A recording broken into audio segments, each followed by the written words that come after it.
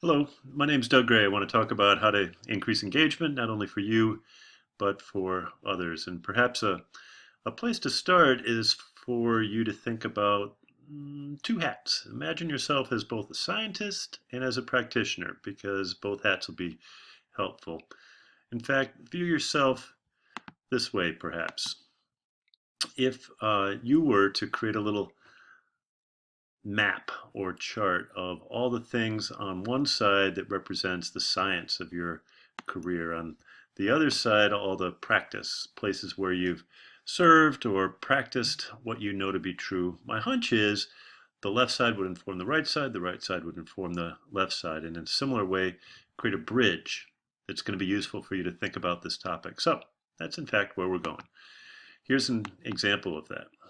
Three questions that I want us to explore. But the idea here is to have a little fun, practice some new skills, think of them as key questions, key steps that help us get from A to B. So, what am I talking about? Here, where are we now? How do I help myself? How do I help others? Where are we now is the first 10 or 15 minutes. It talks about the science. I'm a little bit of a nerd, so there's some of that. How do I help myself is critical. If I can't figure out what's in it for me, I'm not going to be able to serve others. And this, to me, is the reason why we are leaders. Leaders practice leadership. So by definition, we need to do a better job of helping others.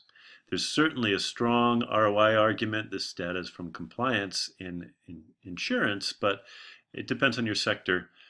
Um, the point. There's a strong business case for this conversation about engagement, and I want to make sure it's well grounded in evidence, evidence-based science. And I hope that you can apply some of this to decrease the gap between the current reality, the future reality. What are your next steps? Action leads to learning. So contact me, share these slides broadly. Let me add, if you go to my website right there, and click on the YouTube thing, there's a really famous guy named Doug Gray. It's not me. He's the lead singer of the Marshall Tucker Band, and on YouTube he's got a number of videos. So scroll well below his videos and you'll find mine. And there's some there that might be useful for anyone.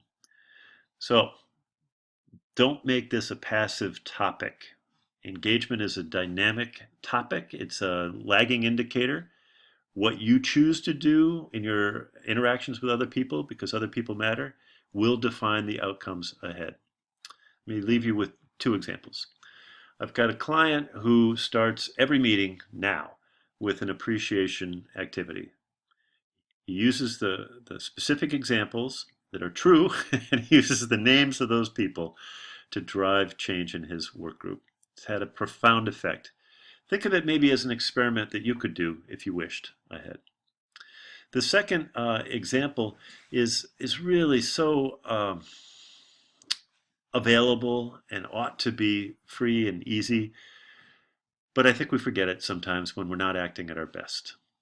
The example is to express appreciation for people in the form of gratitude.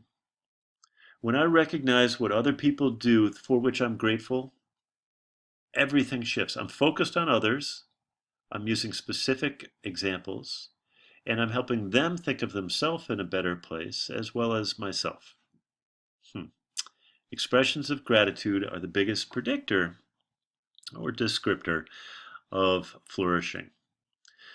If we go back to that first slide, science is over here, practice is over here.